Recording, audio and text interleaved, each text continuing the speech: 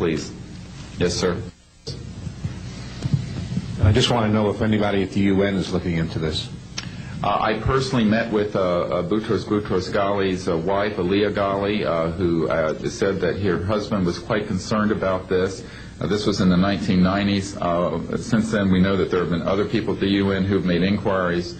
The problem is the UN has no mandate to deal with this. It needs to be given a mandate from its constituent member nations.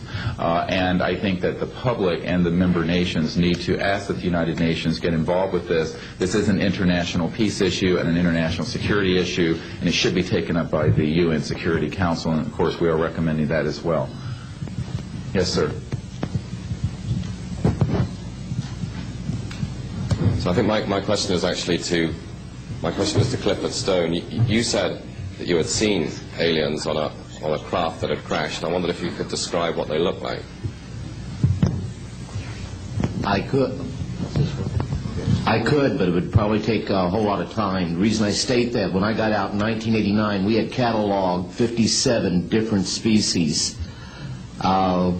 You have individuals that look very much like you and myself that could walk among us and you wouldn't even notice the difference, except for some of the things that they might be able to go ahead, even in a dark room, and touch an object and go ahead and identify what color that object might be. They would have a heightened sense of smell, sight, hearing. The situation is that you have various types of what we normally call grays. We didn't call them grays in the military, but you had at least 3 types of the grays. You had some that were much taller than we were. The unique thing that I'd like to point out for the most part is that the entities that we did catalog were in fact humanoid. Now this created a situation where the scientific community was trying to figure out why that would be the case, because you would expect that if life evolved on other planets, that they would take on some type of other being, so to speak, not necessarily look humanoid or be bipedal such as we are. But apparently we got quite a few of the species out there that are humanoid in appearance, and that creates a question that yet has to be answered by science. Yes, and as I call on you, please state the news agency that you were with. Yes, ma'am. Deanne Davis with United Press International. Could you please address the vehicle that there was a drawing displayed of? Why would this vehicle be on display at an air show? What is the power source that you are asserting is going to be so very useful? And how can you determine that this vehicle is not something that is being developed, by a government agency? In fact, I think that was the testimony. This is an alien reproduction vehicle, and just to be clear, this means that it is based on advanced anti-gravity and zero-point energy propulsion systems. Those are the propulsion systems. They are being manufactured by a consortium of companies that include Lockheed Martin, Northrop, SAIC, and other corporations. They do have superluminal capacity, in other words, faster than the speed of light capacity. I think Mr. McCandlish and other witnesses that he's identified could go into more of the technical physics of it. I'm just a country doctor from Virginia, I tell people. I mean, really.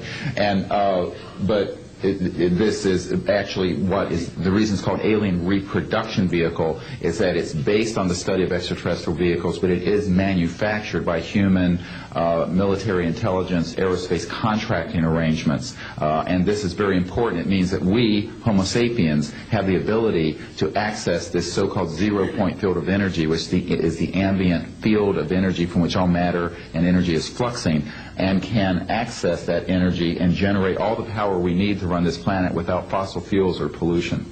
Do you have any direct evidence, though, that this, I mean, we're talking about the same government that so appropriately named a snooper program carnivore.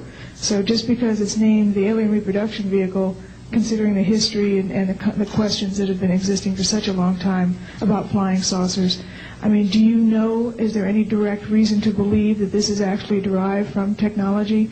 Any of the witnesses who can attest to that? And how would this, a propulsion system, a rocket engine doesn't necessarily translate into electricity. Can you elaborate on that? Well, the first part of your question, I would say that the testimony of witnesses we have, some of whom are here, others that are not here, but they're in the briefing materials, is that we have studied specifically extraterrestrial vehicles which have been retrieved.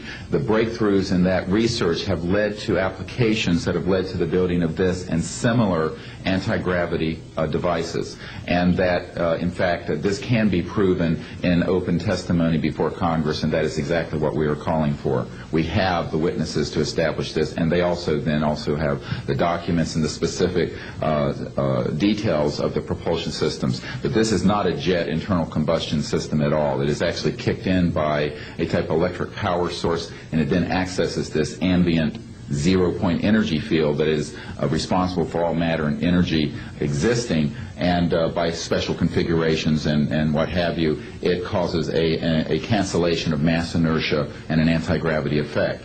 And this is a complex technical discussion, which is probably beyond the scope of this conference, but we have materials in the briefing document that we can provide you with references to people who have studied the anti-gravity effect as far back as certainly the 1950s.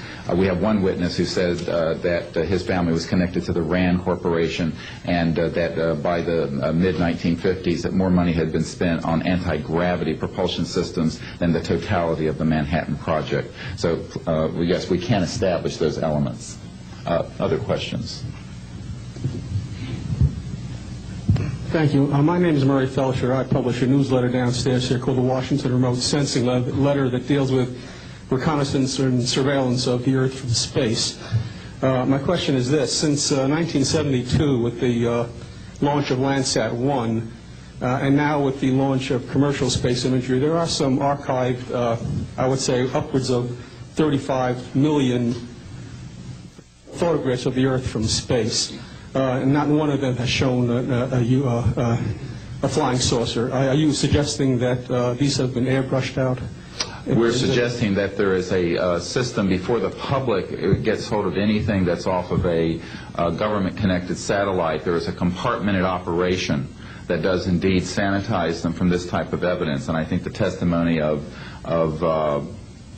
the gentleman who was with the Defense Intelligence Agency, Mr. Maynard, Ms. Hare, and others would substantiate that. We have other witnesses who have been involved in projects where such items have been sanitized out. It could also be that if you did a thorough search, you might find a few that slipped through. We obviously haven't had the research dollars to go through all the millions of images that are cataloged to look for them, but we do know there's been a very thorough sanitizing of this. And people should not be naive about the extent to which covert programs using billions of our tax dollars have been able to effectively hide this. This is one of the sort of myths of both the media and the public. It's sort of a Pollyanna myth that we live in a society where such things could not be done. In fact, they are done, and we can prove that they have been done.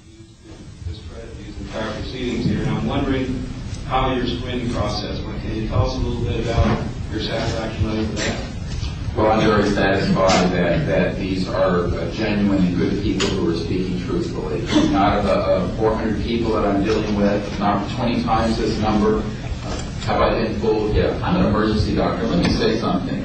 People come into the emergency department with flank pain, riding on a stretcher. What have they got? A kidney stone, right?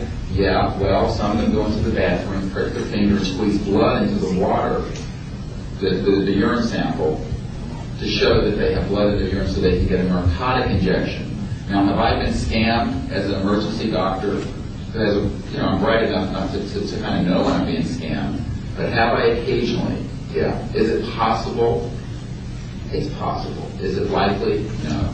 And here's what's more important. You don't not treat or accept the testimony or the history of every patient that comes in with flank pain and assume that they're lying just because you've been scammed once or twice. This field, you make a very good point, is filled with hoaxes and scams and what have you. It doesn't mean, however, that all of it is. And in fact, what we're saying after 8 years of research, we have found the documents, the top secret witnesses, the insiders willing to testify under oath before Congress that this is true.